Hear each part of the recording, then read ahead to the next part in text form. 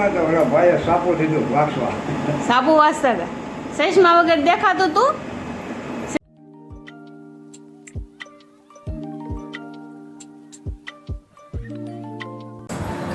હે ગાઈસ, સ્વાગત છે તમારું મસ્ત મજાના નવા વ્લોગમાં. તો જય માતાજી, જય શ્રી કૃષ્ણ દોસ્તો. આપણે વ્લોગની શરૂઆત કરીએ છીએ અત્યારે 11 વાગે. અત્યારે બપોરના 11 વાગી ગયા છે અને મોડું થઈ ગયું છે બહુ વ્લોગ શરૂ કરવાનું. કાંઈ નહીં, જો આપણે નાહી ધોઈ તૈયાર થઈ ગયા છીએ હવે અને વ્લોગની શરૂઆત કરી દીધી છે. તો હવે રાંધી નાખ્યું. શું બનાવ્યું છે આજે, બોલો? માંડવીની કઢી, બીજું ઢોળાનું શાક, બાજરાના રોટલા, ભાખરી. તો બે શાક કેમ એક તારા હાટું ને તમારા હાટું. છે કે એવું છે? જો આજે વરસાદ જેવું લાગે છે થોડુંક. આજે વરસાદ આવે એવું લાગે છે. વાદળા થયા છે. તો આજે બપોર પછી જોઈએ વરસાદ આવે છે કે નહીં. હવાડો તો કાંઈ આવ્યો છે નહીં. લહણ કેમ અહીંયા મૂક્યું? ખોલેલું છે એમાં કળિયું છે. તો જો લહણનું શાક કરવાનું છે. હાઈ છે કેમ થાય લહણનું શાક ખાવું? તો જો રસોઈ બની ગઈ છે. આમાં તુરિયાનું શાક છે, આમાં માંડવીની કઢી છે. તો હાલો બધા જમવા. માંડવીની કઢી કોને કોને ભાવે છે તો એ બધા જમવા વહી આવજો અમારા ઘરે. આજે માંડવીની કઢી બની છે. તો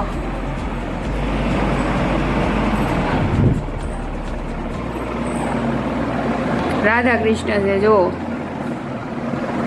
હાલો ગાઈસ, આપણે હવે જમી લેવી. હવે હું જમી લઉં છું. જમવાનું થઈ ગયું છે તૈયાર. બે બેબી સુઈ ગયા છે તો હવે હું જમી લઉં ને પાછા જમવાનું નથી દેતા મને. તો જો આ આપણું તુરિયાનું શાક,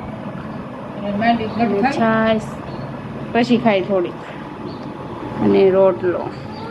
તો બધા હાલો જમવા. હાલો બધા જમવા. તો આપણે જમી લેવી. તીર્થભાઈને ખબર પડી ગઈ કે મમ્મી બેઠી છે જમવા, તો હવે આપણે રોવાનું શરૂ કરી દેવી એમ. જમવાનું થાય ને એટલે એને ખબર પડી જ જાય, એટલે જાગી જ જાય. એવો ગોલો છે ને, જો જાગી ગયો. એને ખબર પડી જ જાય કે આ જમવા બેઠી છે, એટલે હવે આપણે રોવાનું શરૂ કરી દેવી. નિરાતે જમવા ન દે. સારું હાલો, હું જમી લઉં પછી વાત.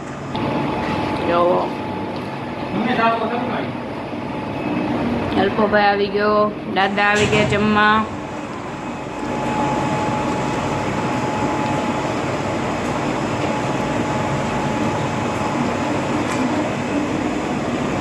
સાડા 12 વાગી એમ નથી? દાદા આવી ગયા છે જો.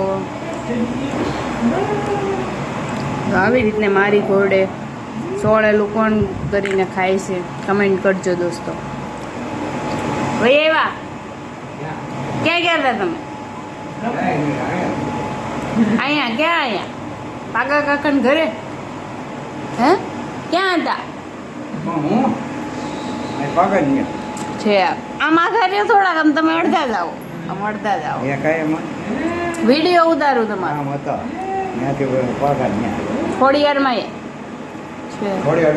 દુકાન નથી ત્યાં આવ્યો ને તો ઓલા ભાઈએ સાપુ દીધું વાંચવા. સાબુ વાંચતા હતા. ચશ્મા વગર દેખાતું તું? ચશ્મા વગર લેતા ગયા ચશ્મા?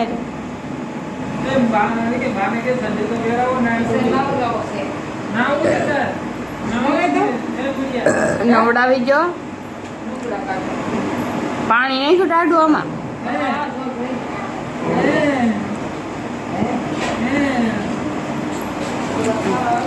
અમિતભાઈ પણ આવી ગયા છે.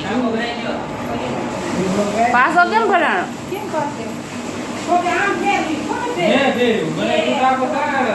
અરે ભગવાન.